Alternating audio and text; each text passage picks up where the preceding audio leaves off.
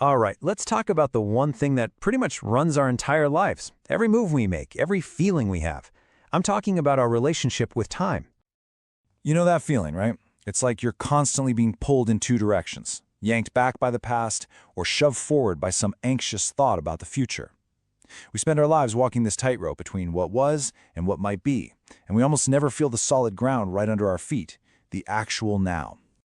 And that's the big disruptive idea we're going to dig into. What if, and this is a big what if the very foundation of so much of our suffering, our idea of time as a straight line, is just a huge misunderstanding of how reality actually works? Okay, let's get into it. So first things first, we've got to really define the problem we're up against. And look, this isn't just about being busy or having a packed schedule. We're talking about something much, much deeper. A kind of internal state of constant conflict that we can call temporal suffering. Our minds are basically running this program on a loop 24/7. We hit rewind on our past mistakes, which of course just fuels regret. Then we fast forward and write these scripts for future disasters, and boom, there's the anxiety. Our ego gets totally addicted to this story, this movie of me moving through time. And it makes us desperate to control a future that, let's be honest, is completely uncontrollable. Okay, so if our experience of time is the actual problem, then where the heck does it even come from? Well, to figure that out, we have to look inside, right inside our own heads. We're going to look at the neuroscience of how your brain literally builds the present moment. And what's so fascinating is that the now that you're feeling, it's not actually a single, tiny instant. Neuroscience is showing us that it's more like an extended duration, a little window of time that your brain actually builds just so it can pull all your senses together and make the world make sense. So what is it that gives this now, that feeling of flowing, of being so vivid and real? It's a concept called salience. Think of it like a giant spotlight of brain activity. Millions of neurons firing off all at once. It's this super intense processing that creates the sensation of time moving forward.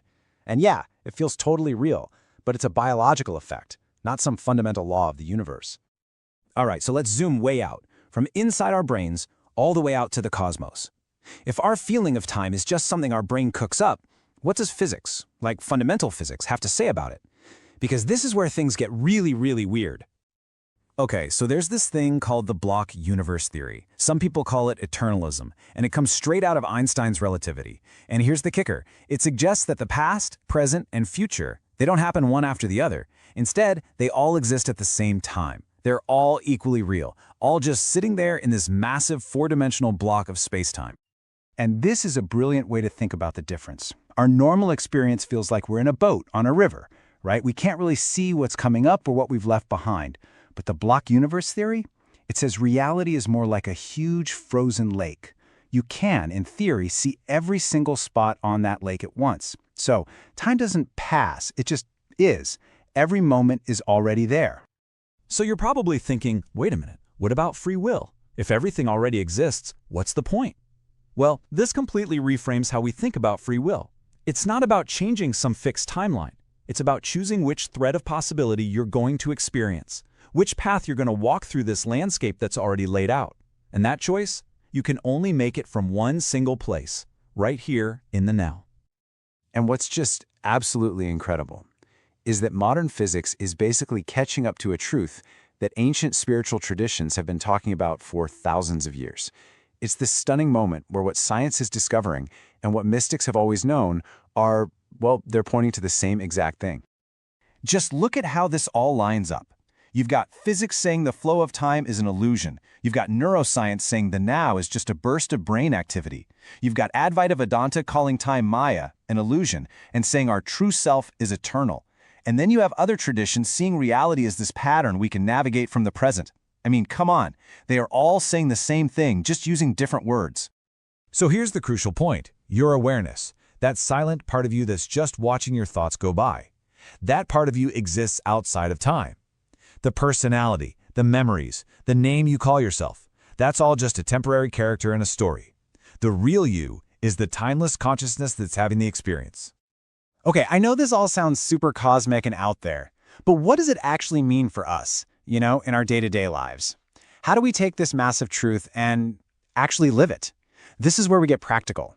This is where we turn theory into practice. And it starts with some really simple but powerful techniques. First, anchor yourself to your senses. Right now. What can you feel? What can you hear?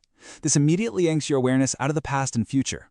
Second, just watch your thoughts. Become the observer. And notice that little bit of quiet, that space between the thoughts. That stillness? That's your home base. And third, pay attention to your inner dialogue. Your mind believes whatever you repeat to it, so you might as well choose to repeat truths that empower you and help you wake up. And look, the benefits here aren't just some philosophical idea. They're real, they're psychological, they're physical.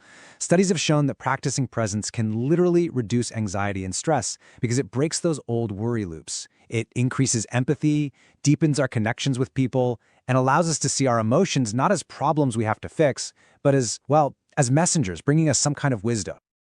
This really breaks down that shift perfectly. When anxiety pops up, what does the ego do? It frets and obsesses about the future. But what does presence do? It just brings you back to your breath, right here. When you're in emotional turmoil, the ego either gets totally swept away by the feeling or it tries to suppress it. Presence just lets you witness it. It's a total switch, from being reactive and trapped in time to being responsive and grounded in the now. And you know, there's an even bigger picture here. This isn't just about your own personal well-being. In a world that feels so chaotic and divided, every single person who chooses to anchor in the present moment is actually contributing to a more coherent, more compassionate collective. Your inner peace literally becomes an act of global service. We're always looking for solutions in new technology, in the next app or the next algorithm. But this whole journey we've been on reveals a much deeper truth. The most powerful, reality-shaping technology we will ever have is our own consciousness.